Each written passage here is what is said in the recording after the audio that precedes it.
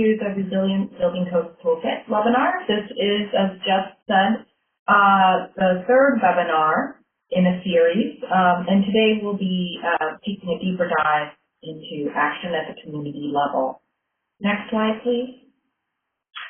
I will be moderating this session, but your presenters will be Lisa Churchill from Climate Advisory and Michael DiMaggio from SEI. They both are contractors with under our cooperative agreement with HUD for technical assistance to the Disaster Recovery and Special Issues Unit through the Local Initiative Support Corporation contract with HUD.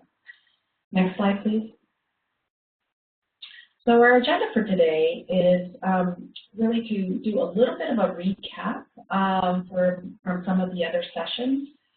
We certainly will go over kind of how this ties into the notice, although the details you will find in the recording of the first webinar.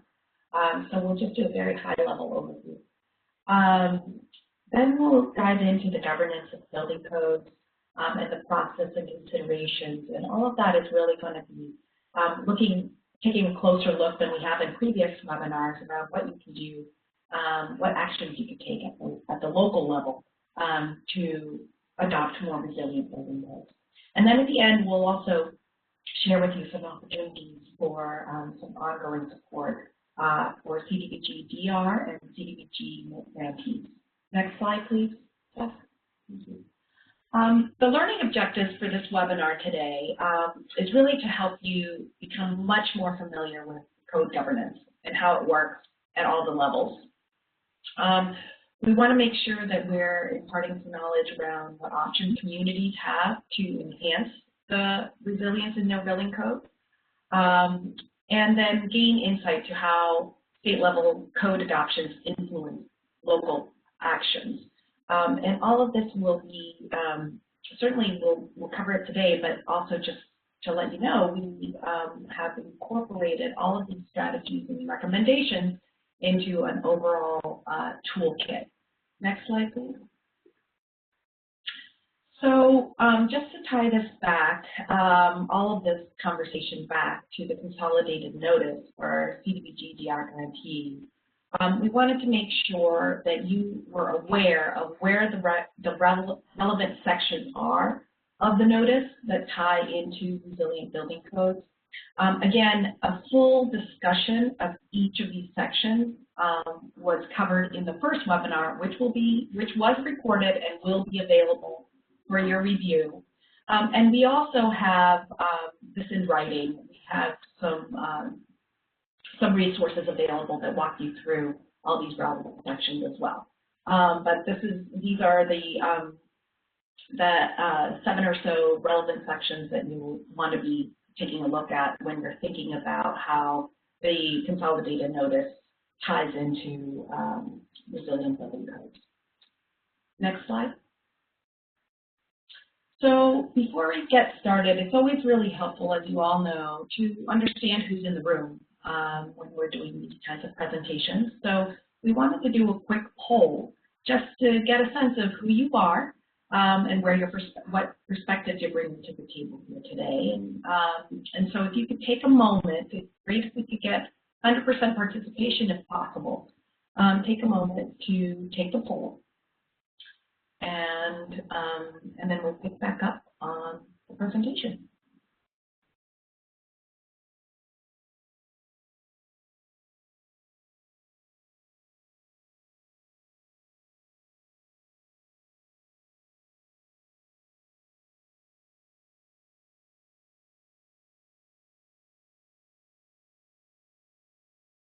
How are we doing, Jeff, on the poll?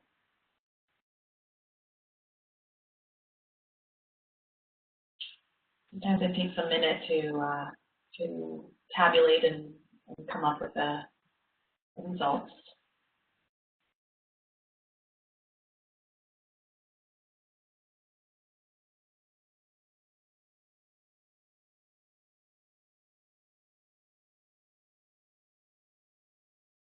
There we are.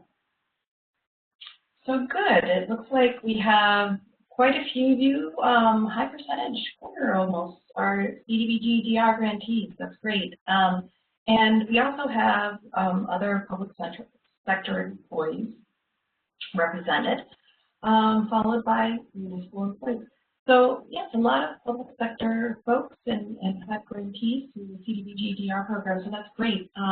Welcome, and I think you'll find a lot of relevant information for you today. So next slide, please, Jess. So with that, I just wanted to quickly cover what's in the purpose of the toolkit that we've pulled together. So the toolkit is really meant to make sense of the vast universe of information out there around building codes and resilient building codes. We really wanted to make sure that we were making a business case for resilient codes, because we know that that often can be a big consideration. What are the costs of doing these kinds of things? We wanted to outline the local and state processes so that you knew exactly where to go if you were interested in adopting resilient building codes and what the processes are for doing that. And then we also wanted to incorporate into this toolkit how resilient building codes can address the challenges that are brought forth from different types of natural hazards. Next slide, please. So within this toolkit, you could use it as one full toolkit, but you could also use the parts that you need of it. As you can see, there are 6 sections of the toolkit. The business case, the narrative, which is where we really lay out kind of what resilience means, what it is, how it can be helpful as you rebuild from a disaster, how resilient building codes can help mitigate for future disasters. We also wanted to provide some checklists for you in terms of what are the things that you need to consider as you're embarking on the conversation locally around adopting more resilient building codes. And we also wanted to go state by state. Every state has its different process, its different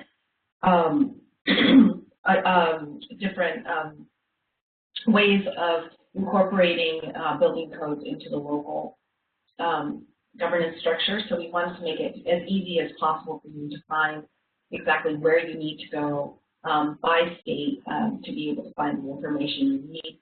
And then we dive deep into a technical appendix, which really, for those of you that are building scientists or those that are much more technical in nature, that part of the toolkit really does a deep dive.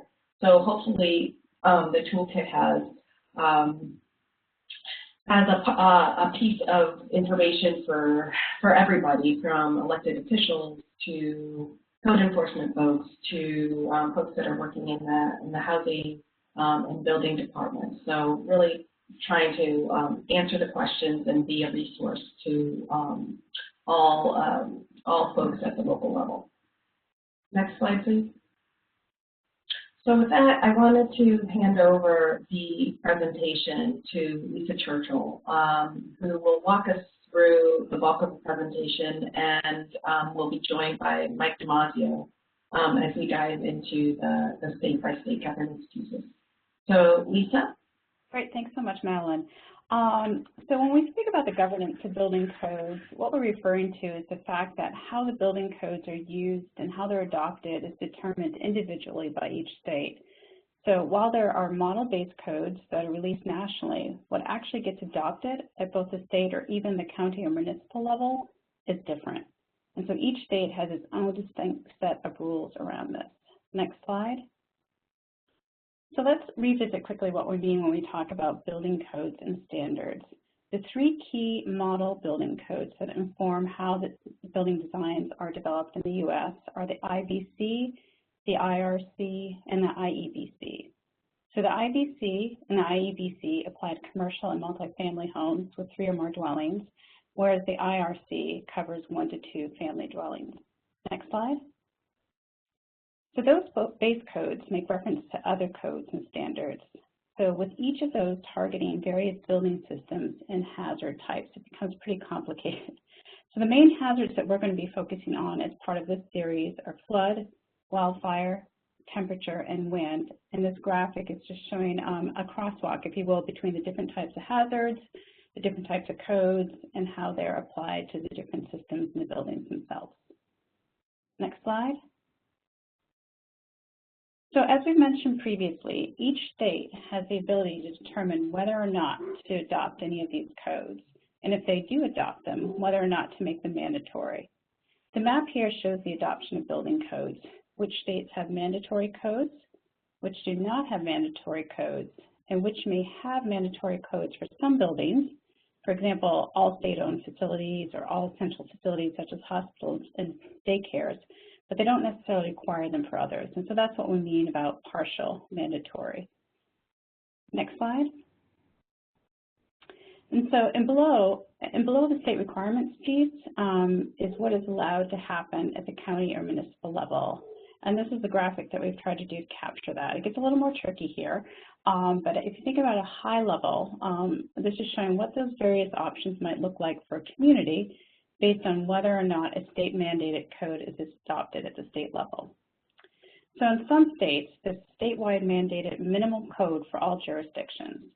Oftentimes, that means that the jurisdictions must officially petition the State Building Committee or introduce legislation to adopt or amend codes, or that the jurisdictions may choose to implement changes through zoning and land use policies where there's greater control at the local level. In states with partial mandates, a jurisdiction may choose not to adopt or mandate additional codes. They may choose to adopt or mandate the code for other building types, or they may look to adopt even more stringent codes. And then finally, for states that have no mandated codes, local jurisdictions can choose to adopt or mandate their own building codes or not. Next slide.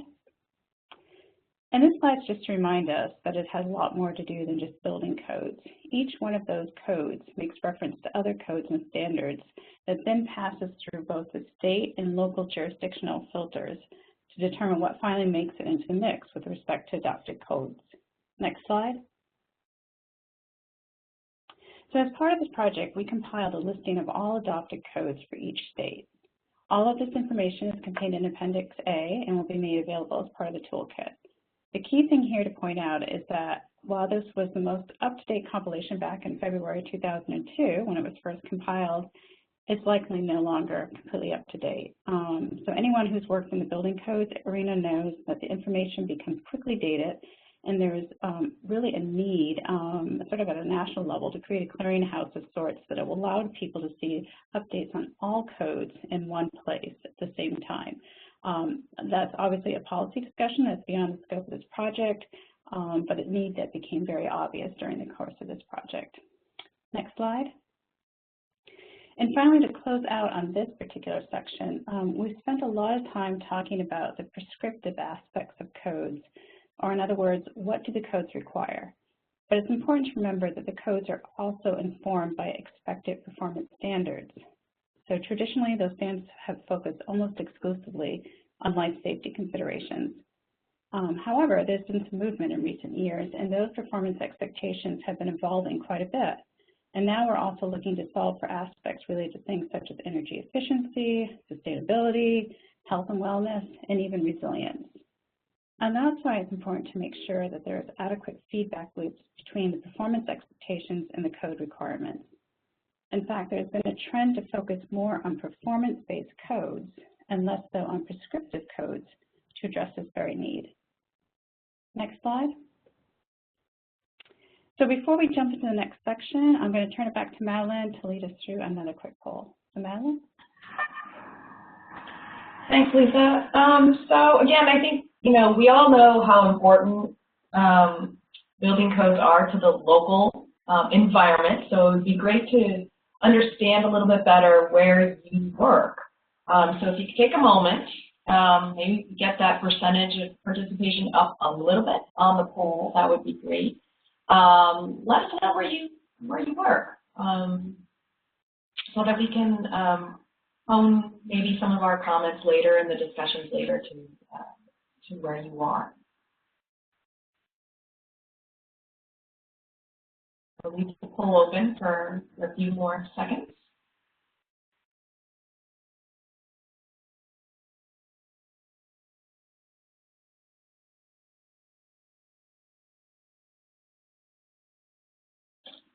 Okay, Jess, I think we're ready to get the results.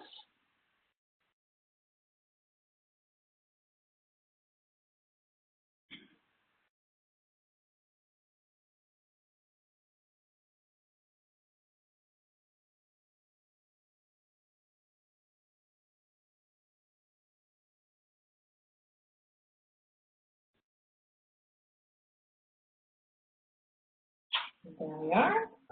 Let's see.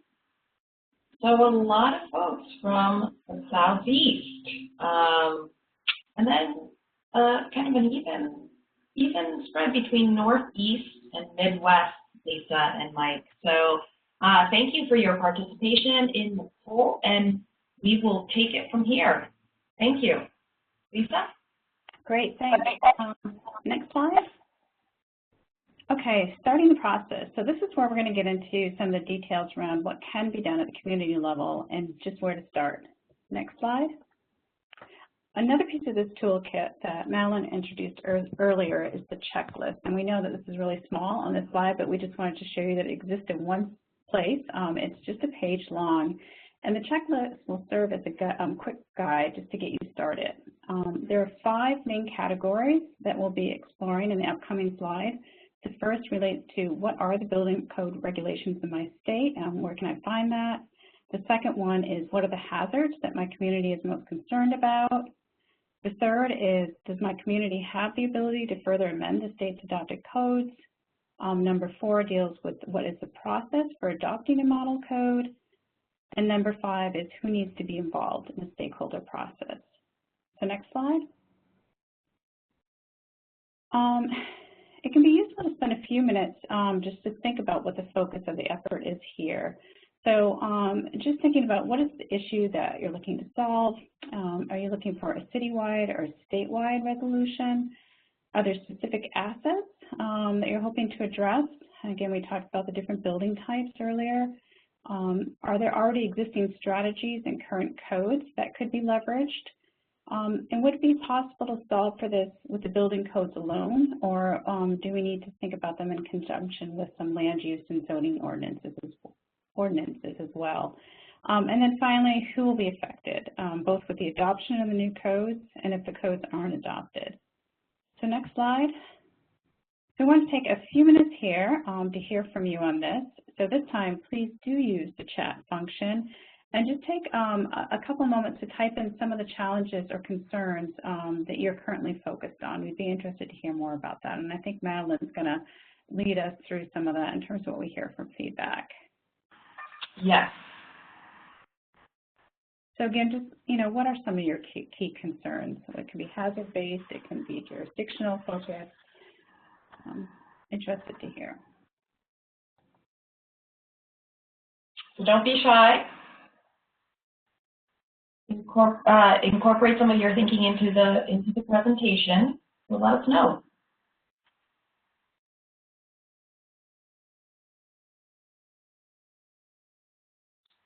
And if I was going to say, if I received any say which particular hazard you're most concerned with, if you just want to start there, that would be useful too. Okay, so we are getting some public data on code violations. That's, somebody said costs and delays, flood and fire. So at least we've got that input. Lisa, do you want to address any of those? Well, I might actually pitch it over to Mike on the public data on code violations. I think that's a really interesting piece that admittedly we didn't do a whole lot with here. And I don't know, Mike, and even on the cost and delay piece, Mike, if you had some thoughts on that. Okay. Unfortunately, I don't believe we have. I've not seen any information on the data on code violations. I'm not quite sure. I'm assuming they're saying that maybe in a wildfire, if the buildings were built to code when they were constructed, and how that may have impacted the how they reacted in a wildfire. But like I said, I haven't seen any data on that. With regard to cost is always a tough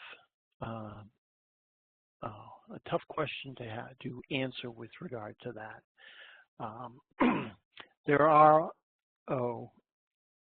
links in the appendix that bring you to different studies that have been done related to costs, and those should be really helpful. Working with local builders with regard to that issue might help you find costs associated with a particular amendment. And that's going to be important, as you see later, because a lot of the amendment processes actually require that costs be included when you're applying for an amendment. So, but really that's all I have to say about it at this point. Thanks, Mike. As you were speaking, it reminded me a slightly different take on the public data on code violations, but thinking about it more from a climate risk perspective and liability, not so much tied to buildings, but we did see after Harvey in Houston, there were some lawsuits that came up saying that some of the engineers that were working for the city should have been aware that flooding of this extent was a possibility, and therefore the stormwater considerations for sizing should have been sized appropriately for those types of storms. So that is still being litigated, but I think it's a good example of a larger trend that we are seeing, which is best practice might not, in the court, you might not be able to say, designing to existing code is best practice. That might not be considered best practice anymore. That's being challenged on several fronts. I have some colleagues with the Conservation Law Foundation that put out a really interesting piece of work around this, and if it's not cited in the toolkit, we'll make sure that it is, looking at what the minimum criteria will be in terms of some of these expectations around codes and engineering design standards and overall sizing requirements. Now that climate change is becoming, it's not there's not as much uncertainty as there used to be, and so codes themselves might not be the minimum criteria that's used in some of these lawsuits. So a slightly different take on the request about public data and code violations, but I think there are some parallel lessons learned that are applicable to how we start to think about climate change in the larger design environment, code-wise or otherwise. And Lisa, if you look at the chat, some other concerns came in, specifically losing housing stock,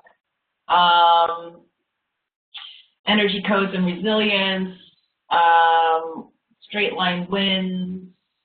So, a lot of the concerns that we have come across as we've done some of this work. Some interesting commentary here, and I would say just for everyone out there that we will be capturing all of this to address if we don't address it during the presentation. So just to let you know. Yeah, and I'm just reading through those as you're saying now too. I know someone said code is a terrible benchmark. How do we start to incorporate some of these more, beyond code aspects? And I will say that I've been very fortunate to be able to work with clients who are sort of on board with that, and often it's easier when you have privately owned facilities than publicly owned ones. That's where it becomes a little more difficult. But I think the good news is that there are plenty of examples of what beyond code looks like in terms of climate resilience. So it shouldn't be as, people shouldn't be as hesitant to approach it as maybe they were 10 years ago, because there are a lot of good case studies about how to do it, how it works. There's been a long enough time period to test sort of the M&O aspects on it as well. And we mentioned that a little bit on the nature-based solution piece of it, but obviously there's a lot more in terms of the climate resilience piece. So I really appreciate that input there. I don't know, Madeline, do you want us to move on or keep it open? Yeah, I think we should move to the next slide. Okay, great. So thanks. So next slide. So moving back to the checklist, so the first step was really to determine what the building code regulations look like in your state. And there are various references you can use to track down this information. What we're showing you here is a snapshot, again, from Appendix A of this toolkit, which lists those code requirements state by state. And again, this was up to date as of February 2002. But this is a static resource, and it provides a good landing place and a good idea of to give you a good idea of all the codes that do need to be considered. But there are also more dynamic sources that can be used. Next slide. So the NFPA CodeFinder database is an example of one of those dynamic databases. This is a really good resource of all the codes required in a state, and it seems to be updated on a fairly regular basis. So this is often one of my go-tos, just to kind of see what's out there and what the current code seems to be at that moment. Next slide. The ICC also provides a really good starting point for all ICC-related codes. So it's not as comprehensive as the NFPA CodeFinder, since it does focus strictly on the ICC codes, but it's also a very good resource just to kind of understand what some of those base codes look like.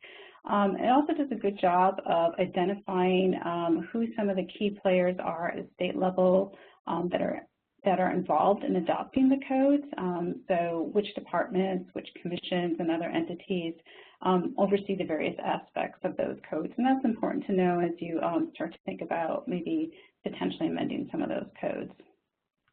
Next slide. So as we mentioned before, we have Appendix C, which is our very detailed technical appendix that's organized by hazard. It also provides detailed building code summaries. And the sources listed here, provides detailed information organized by hazard, including how the codes have changed in the last 12 years. So the example here is showing some of those changes in the wind code, and folks who attended last week's webinar, this will be familiar to you. Next slide. Again, the hazards and how they're identified within Appendix C, the deep dives on those. Next slide. And as we mentioned before, they may need to be a need to think outside the building code requirements. Sorry, I think I'm one slide ahead of you. One more slide, please. Great, thanks. And so you may need to think outside the building code requirements. So for example, in states that don't allow further amendment of codes at the local level, it might make sense to think about what some of those interventions might look like in terms of land use considerations. And even in places where you are able to have a more stringent building code, sometimes it makes more sense to think of larger scale interventions than an asset by asset intervention. And that's where it's really good, I think, to be thinking of these two things in tandem, both building codes and land use at the same time. Next slide.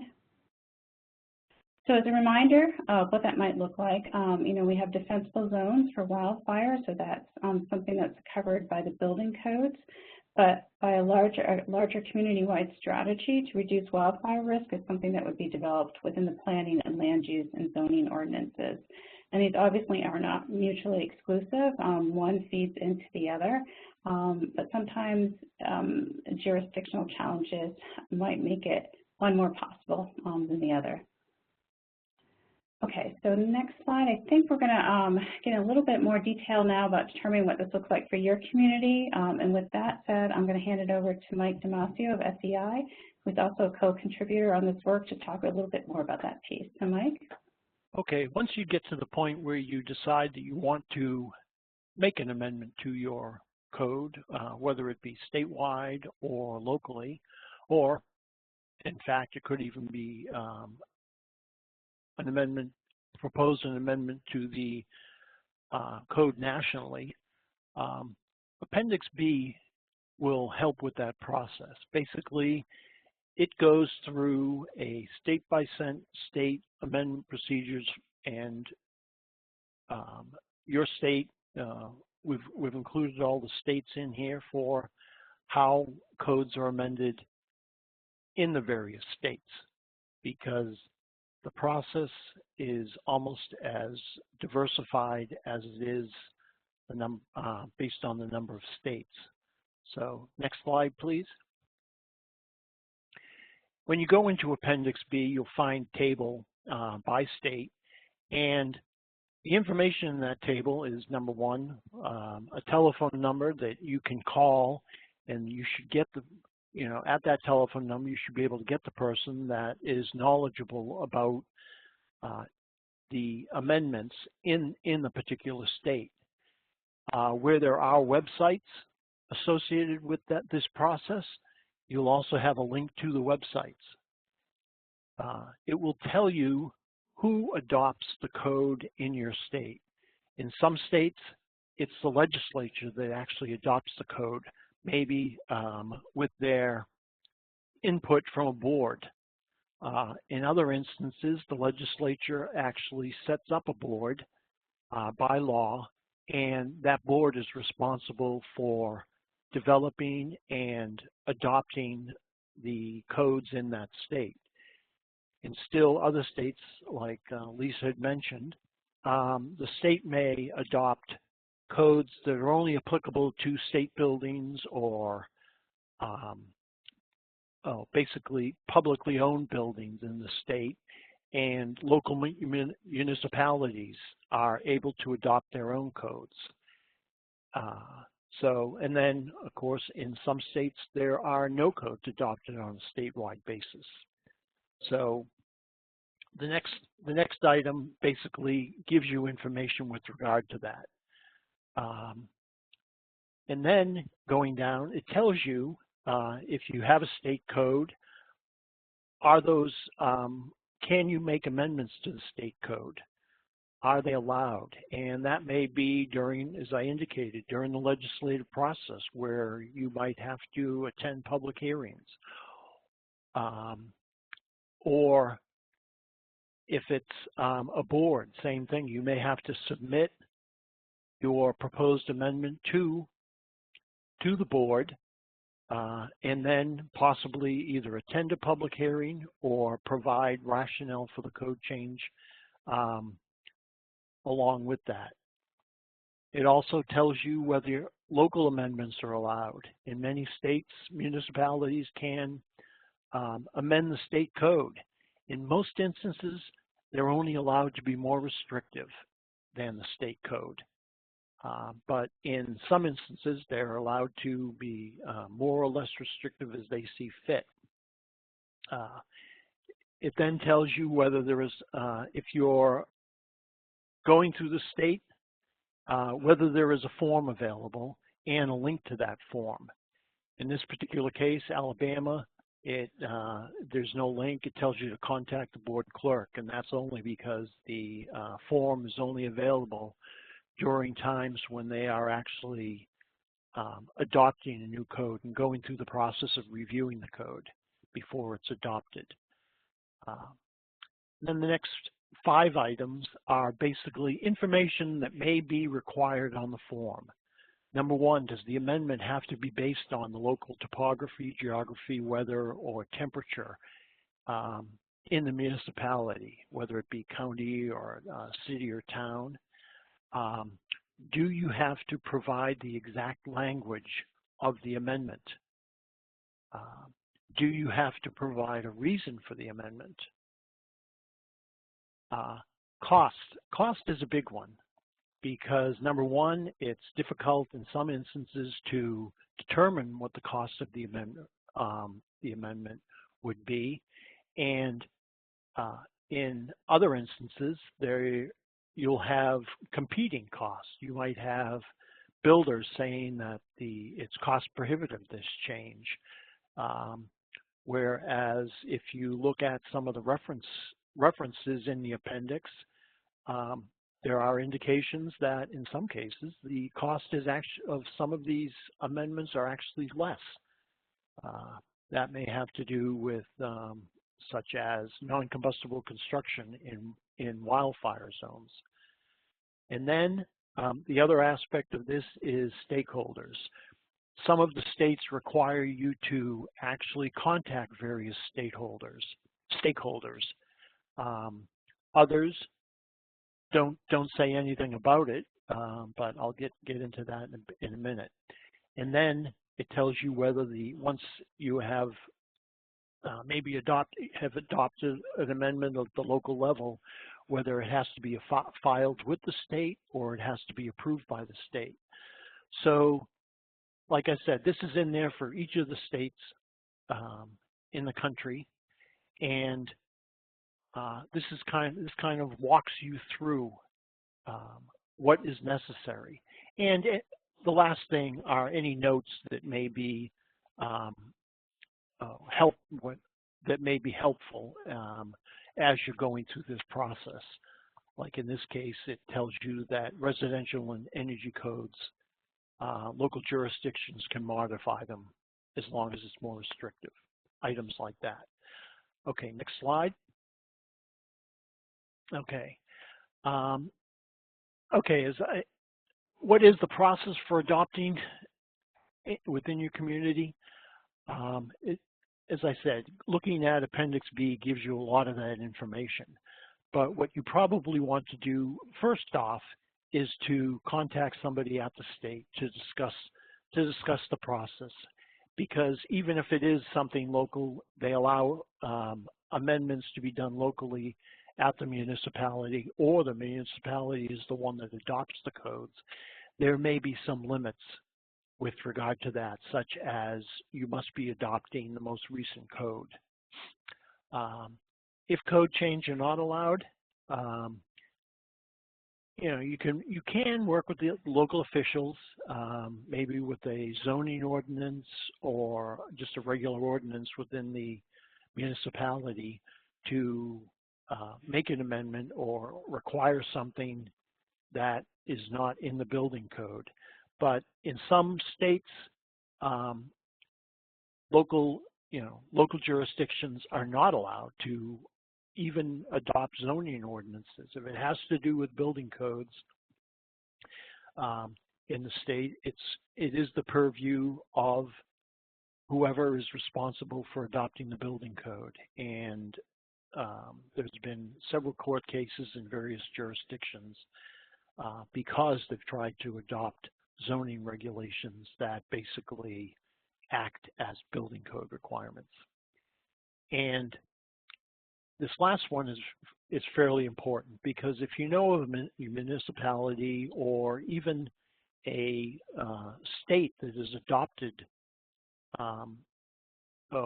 requirements associated with, say, wildfire or hurricane, flood, you would probably want to contact them, because they've probably done a lot of the work that's necessary.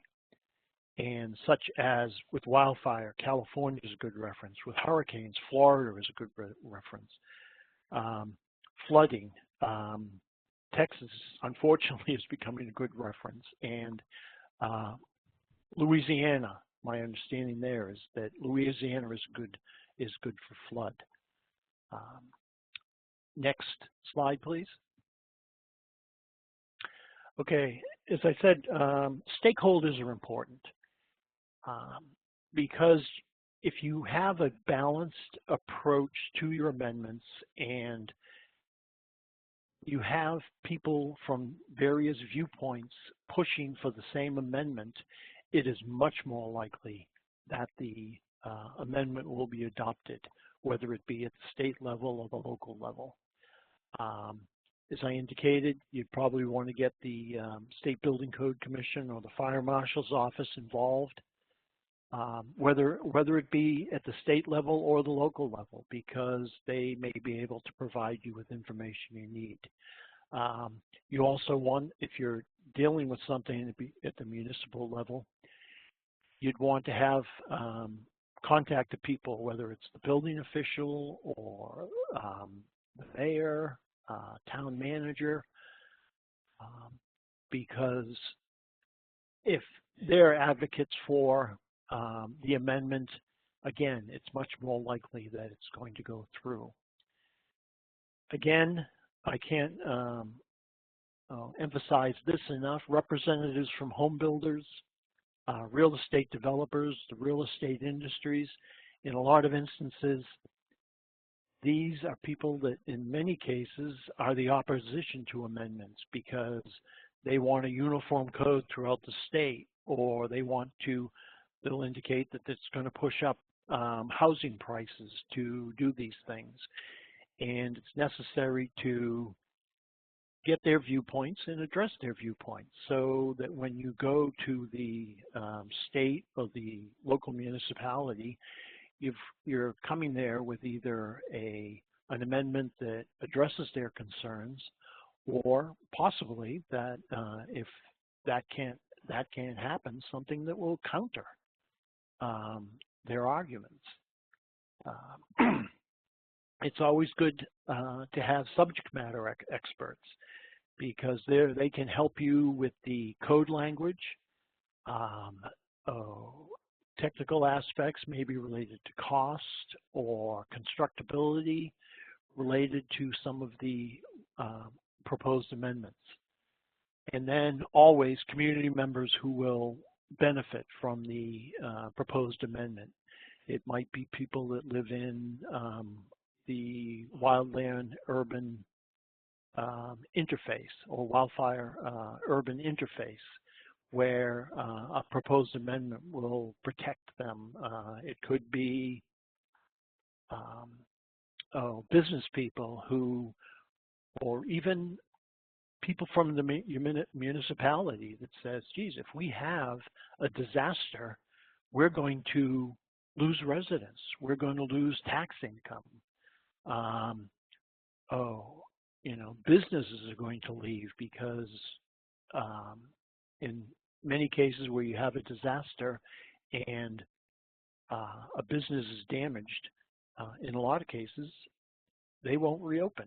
So having these people there will, again, benefit, make it more likely that the amendment will pass.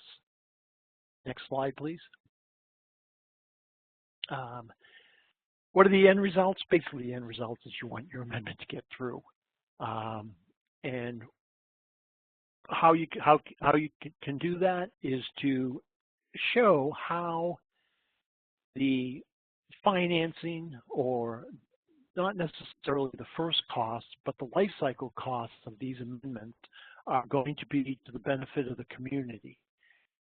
It might not be, like I said, in some instances you have contractors or real estate individuals indicating that it's going to cost more, but maybe it's not going to cost more when you look at changes that may save money with regard to extreme temperatures. The payback is a few years for requirements related to insulation or solar panels. If you have a flood and you've made your buildings more flood-proof, that the cost associated with repairing these homes can be significantly reduced by meeting some of these things. Again, getting all the stakeholders involved. If you haven't talked to all the different stakeholders, the chance, and this is something that was repeated as I spoke to officials throughout the country, the chance of getting amendments through are reduced significantly. And like I said, contacting the state or local government who will basically help you address the political issues associated with the amendment, it can be invaluable when trying to get these through. Next slide.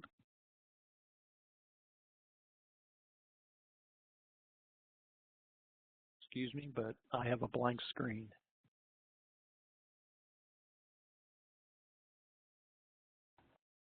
It seems to be showing here, Mike, the municipal level wildfire code example. Okay. I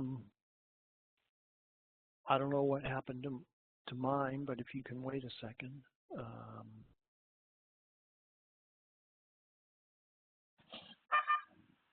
Lisa, do you want to get us started on this slide since you could see it? Yeah, sure. So, and Mike, definitely jump in when you're back on. So I think what we're trying to show here, again, is what Mike was saying, it's really great to know, to learn from others who have already gone through this before. So we just want to include an example here of a municipal-level wildfire code example, again, kind of drawing on the work that the Headwater economics folks have done around community planning assistance for wildfire, highlighting what some of those entities are that have participated in that, and then specifically calling out some of the work from Sheelan, Washington, where both the city and the county adopted the Wildfire Urban Interface, the WUI code, that really addresses wildfire-resistant building materials and practices, access requirements, appropriate landscaping, and again, some lessons learned from outreach and feedback with the building industry. Lisa. Are you back on, Mike? I'm back up. All right, perfect. Well, go ahead, Mike. Okay. An example of this is related to ignition-resistant construction. This is from Sheelan, Washington.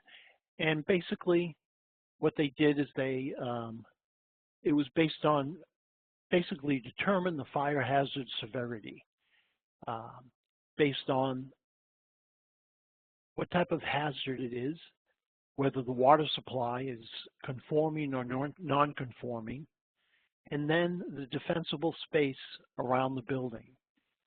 And by defensible space, I'm talking about the clear space adjacent to the building where you'll find no trees or shrubbery or things like that. And based on that, you would get a rating for the fire hazard severity for the building. And that would be what drives the requirements for ignition-resistant construction. It could be anywhere from nothing required, as if you look under moderate hazard and 1.5 times the defensible space, to something that is you're not even permitted to build there. If you look at extreme hazard with a non-conforming water supply and a non-conforming defensible space. And you might be classified as an IR3, which basically would say that you just need a fire-resistant roof, or something like an IR1 non-conforming that would require non-combustible siding, a fire-resistant roof, non-combustible gutters and downspouts, non-combustible or fire-resistant soffits. So, by doing this, Sheelan basically improved or I should say, has the probability that they will reduce the fire severity of most of the buildings that are built in the wildland urban interface. So things like this could also be done for flood, hurricane, extreme temperatures, wind. These are items that were covered in previous webinars that are available, and anybody that is looking to basically draw up amendments, there is a wealth of information out there to help assist you basically in drawing up those amendments. Okay, Lisa, you want to? Yeah, I think we might have missed your next slide. Jess, could you just advance one slide? Because I think this, yeah, just to let folks look at this for a moment. So this is the slide that Mike was speaking to in terms of ignition-resistant construction. Again, all these slides will be available after the recording, so folks will be able to catch up with that a little bit more. Okay, so next slide, please.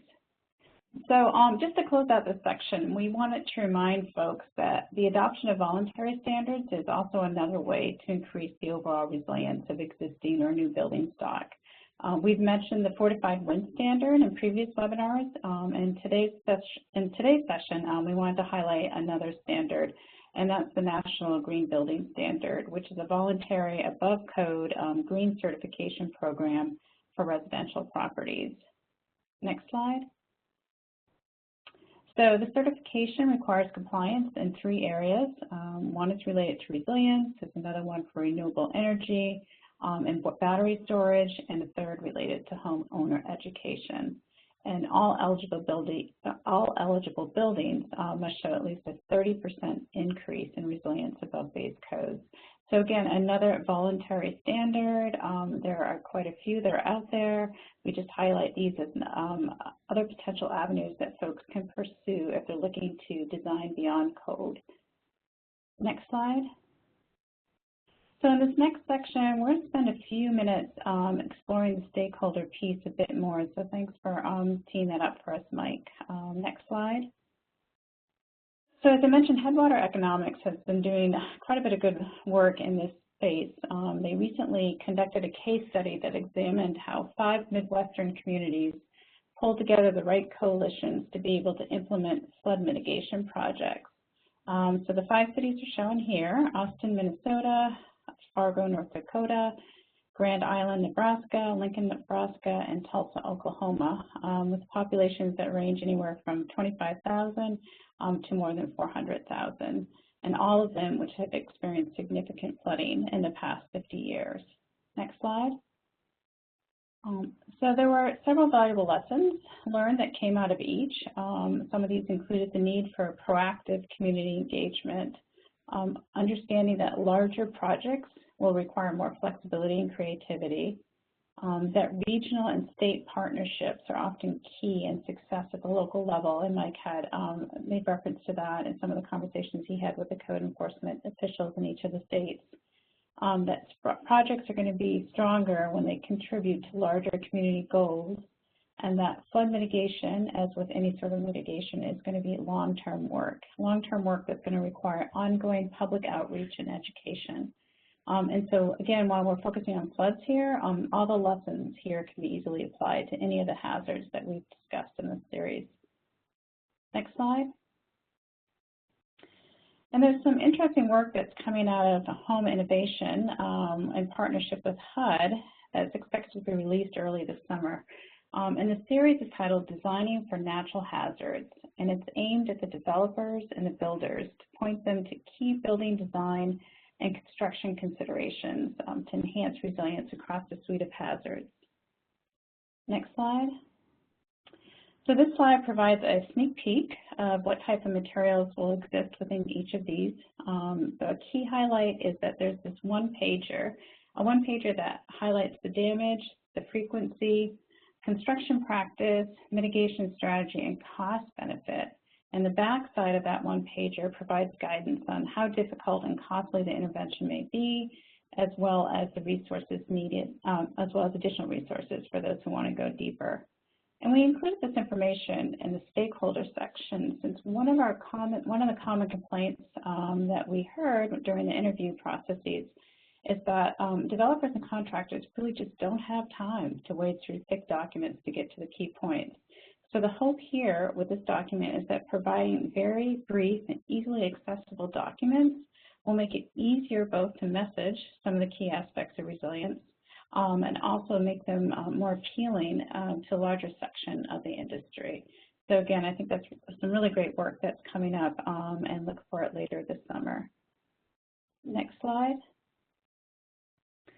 And we wanted to have a quick word of warning, if you will, around potential unintended consequences of adopting more stringent and resilient building codes. So the one example that we cite here comes from St. Johns County in Florida. So St. Johns County in Florida recognized the need to amend the current Florida Building Code to allow for residents to address storm-related damages without necessarily having to build to newer requirements. And the reason that is because under the current requirements, when they tried to strengthen those building codes as a way to build a resilience into the housing stock, the way that it read that if there were improvements that resulted in greater than a 50% increase in the value of the resource over 5 years, and so that's any sort of improvement that happened over 5 years, the owner was required to build back to current day codes, which would have these additional resiliency measures in them. So this was originally a well-intentioned action, but what happened is that you had some folks who were not able to afford the repairs to their homes after these severe weather events. They just did not have the additional money to go beyond the code requirements of the new code, which meant that they were having to live in houses that were still damaged because they couldn't afford to fix the damage. So the proposed reduction in the standard would remove that requirement for certain income level folks. So it would remove the requirement to enforce the cumulative substantial improvement requirements. And so again, I think it's a really good lesson learned is that there could be unintended consequences with the best intentions, and that some of these stronger, more resilient building codes will have to take into account how they land with the various populations, and if there are additional efforts that can or should be made to make sure that everybody's able to build to that new standard, and that that's going to have different requirements depending on potentially where you are socioeconomically. Next slide. So funding. Funding is probably another high on the list, maybe one, maybe two, in terms of what we heard with respect to challenges. So funding and technical assistance, they can both be a challenge when moving forward with building codes. States or communities might not have sufficient resources to take next steps. The good news is, luckily, there are more sources of funding that are becoming available for this type of work. Next slide.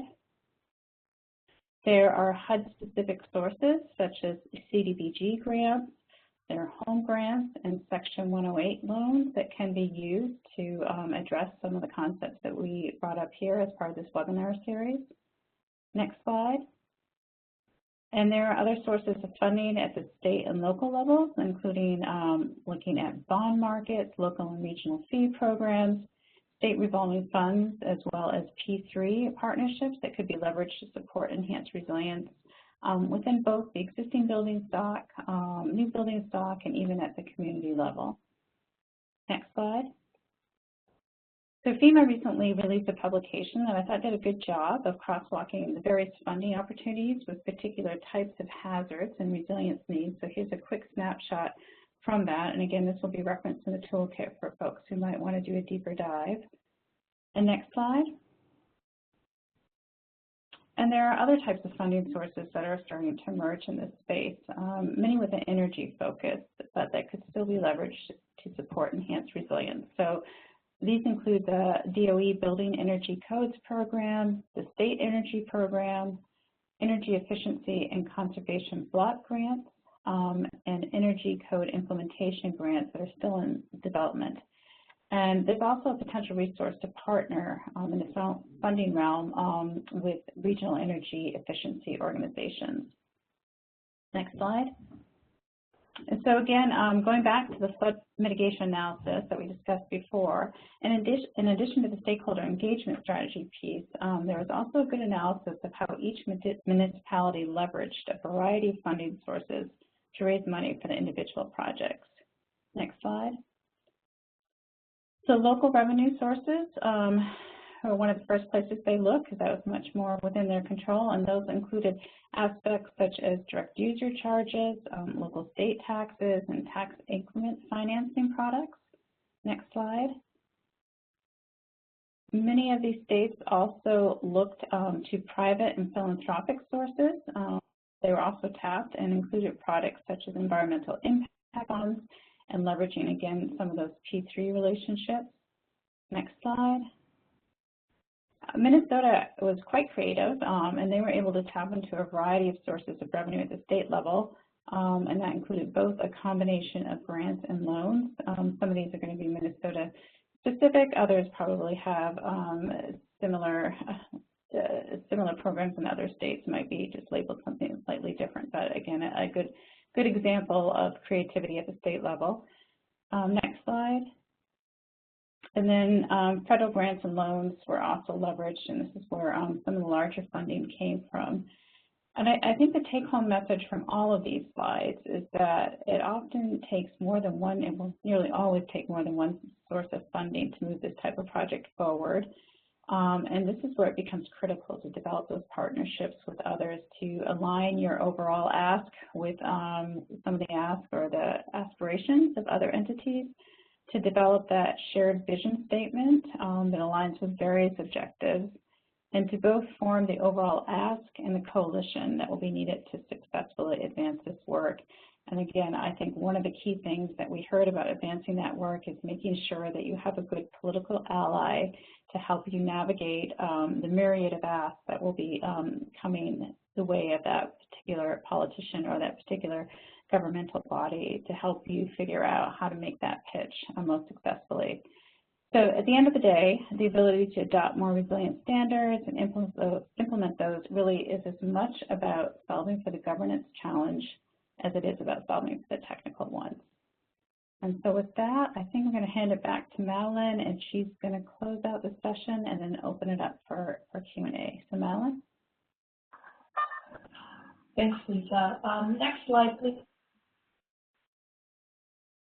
So just to summarize today's presentation, as you saw, there's both complexity and flexibility in strengthening your building codes at the local level. There's a lot of variance across the different states, so it's really important to understand what the processes are at your state.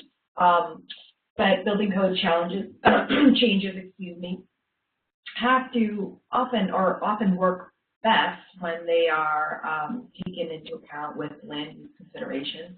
And you probably get the most robust results with respect resilience when you do proceed with those in concert.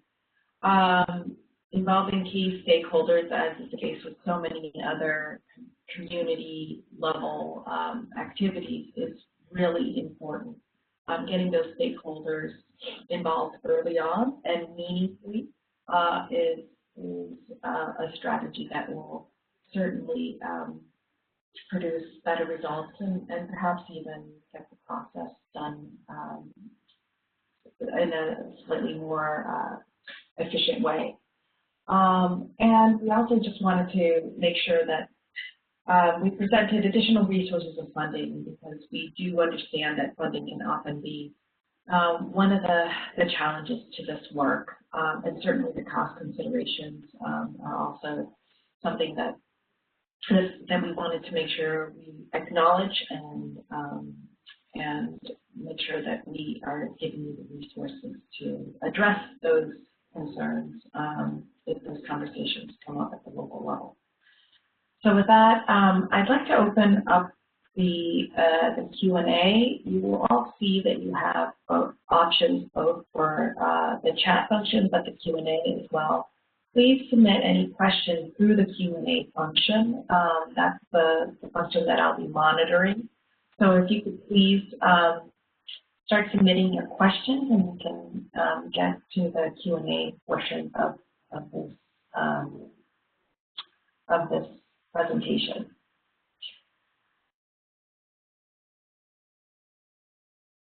So we have a question that came in earlier. I think it's related, if I'm not mistaken, directly to the CDBG-DR eligibility, and I think that we will reserve that question to have some HUD feedback. But any other questions that are coming in related to resilient building codes in the presentation today?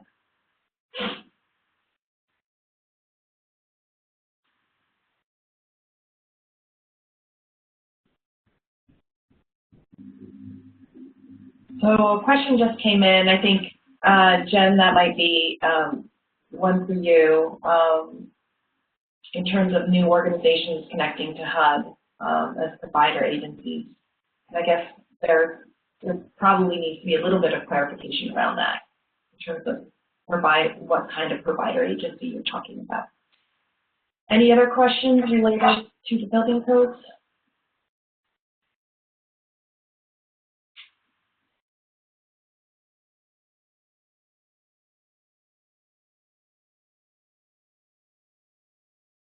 So Lisa, a question just came in regarding to the St. John's, Florida example. How do the inspectors handle it? And when the homes are sold, does this become an issue in terms of allowing damage to homes greater than 50% not to force updating new codes? Yeah, so when we interviewed St. John's, they were right in the midst of proposing a change to that building code regulation. So that was actually something that we're looking to check back with them before we finalize the toolkit to see if it passed. I think they were feeling pretty confident that it would. So assuming that it does pass, then I think that those situations would be taken into account. They were being assessed, the actual criteria that will be used to see whether or not folks have to be compliant with that. That was what was currently being reviewed. So thank you for sort of highlighting that. We'll be able to report back on sort of the newest aspect of that in the final toolkit, but at this point, it looks like they were going to be allowed to consider that. I didn't have a conversation with them about sort of what happened if there was a change in ownership, what that might look like. Again, I think that's related to some of the criteria that they were looking to amend at the state level. So I'm glad to follow back up directly with the person on that, as well as making sure that we have it tied up as tightly as we can when the toolkit comes out next week.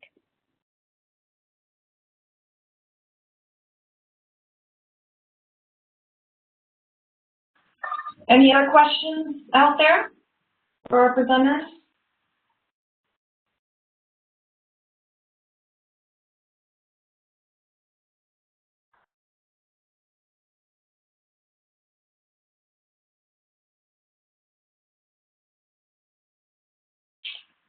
I'm not seeing any other questions come in.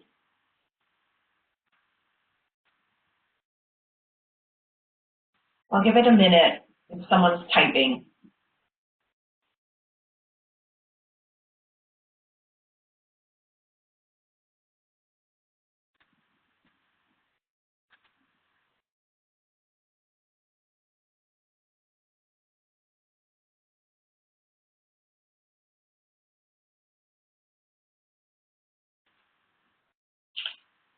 Okay, I'm not seeing any questions come in right away. So why don't we move on to the next slide here? So just wanted to make sure that folks are aware of where you could get all of this information. We will be providing the toolkit and all of the materials on the HUD Exchange in the next 2 weeks. And the link is this one. We will be sending out a general announcement through the HUD Exchange listserv, which many of you received, as soon as those resources are available. And we will also be sending out an email, a separate email to all registrants, so that you can get the full links and all the information on both the toolkit and all the webinars. All of these webinars, the 3 webinars in this series, have been recorded and will be available to you as well. Next slide, please. We also wanted to note that for all of you CDBG-DR and CDBG-MIT grantees out there, there will be Resilient Building Codes on-call technical assistance available. The eligible DR and MIT recipients are for disasters occurring between 2017 and 2021. This is designed for grantees that are interested in diving deeper into any of these issues that we've discussed in the webinar series or even in the toolkit. There is limited assistance, so we encourage you to, if you're interested, to email us. It is on a first-come, first-served basis. We'll be providing up to 16 hours of on-call assistance for each grantee. So wanted to let that be known to folks. We will be providing the on-call TA throughout the summer. So please sign up at this email that you see here, resilientcodes@list.org, and we will connect with you and on this on-call TA assistance opportunity. So take a moment to kind of go through the materials when you receive them. If you have any questions, please feel free to connect with us through this email, and we'll set up a time to work with you on the on-call technical assistance. Next slide, please. And seeing as we don't have any additional questions that have come in through the chat, we are providing this email address as well. If you need more information, you can connect directly with the Disaster Recovery Special Issues Unit, Policy Unit, who can answer any of the questions that you may have related to the Consolidated Notice or any of the other Resilient Building Codes materials that you saw presented today. So with that, I would like to say thank you to our presenters today, both Lisa Churchill and Mike DiMaggio. Thank you to our HUD colleagues who are on the line and have been supporting the webinar series. And we look forward to additional conversations around Resilient Building Codes. And don't forget, there's a lot of really great research and information coming out later this summer, as Lisa noted. So stay tuned for all these announcements on additional resources. So thank you so much for your participation and your time today. I know you all are very busy, and enjoy the upcoming holiday weekend. Stay safe all. Thank you.